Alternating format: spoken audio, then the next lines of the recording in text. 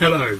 In this video I just want to say a few words about the ongoing maintenance of the tomatoes, and the 6 I've got here are going quite well at the moment. These were all grafted tomatoes, which means that the particular variety were grafted on a rootstock, rather like you have with fruit trees. And in some ways that's very good, because undoubtedly I've used these for the last couple of years, grafted tomato plants, and you get a higher yield, some say 30% more yield, and the plants are more vigorous. I'm not going to do it next year, and the reason for that is that when the grafted plants have been sent through the post, they come out of the boxes looking rather sad and battered, and that's happened the last couple of years. They sort of recover, but it doesn't feel like it's giving them the best start in life. What I've decided to do instead is grow 14 different varieties of tomatoes, all from seed, and if there's slightly less yield as a result of that, then that doesn't really matter, because that'll give us more tomatoes than we need anyway. If I was going to carry on using grafted tomatoes, I would find a supplier where I could pick them up from the supplier directly and not have them sent through the post. Anyway, now about looking after these tomatoes now they're at the stage they are.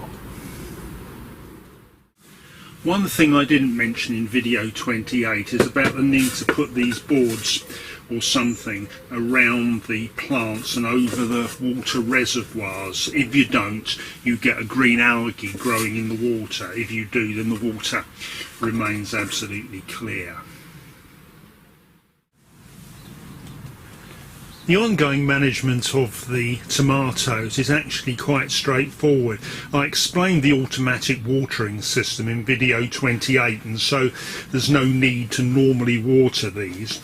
Once a week I top up the spare space at the top of the pots with tomato feed, which slowly percolates its way through the soil and keeps them well fed.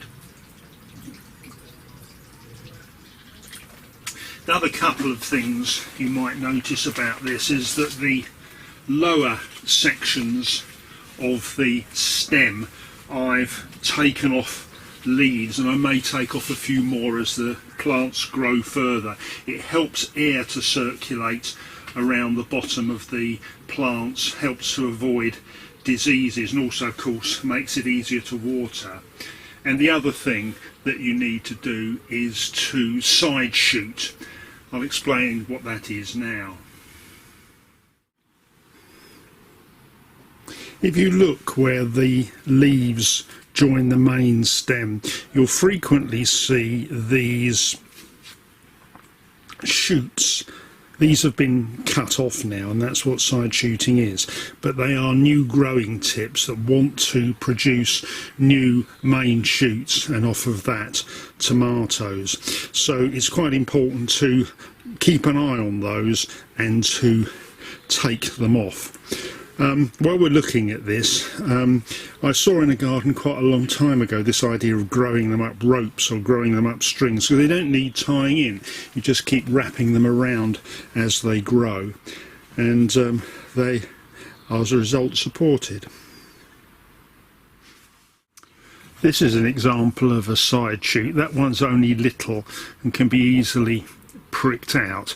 Sometimes they hide and you don't see them until they're quite big, but be ruthless and take them off so that there are no side shoots. All the tomatoes should be coming from the main stem.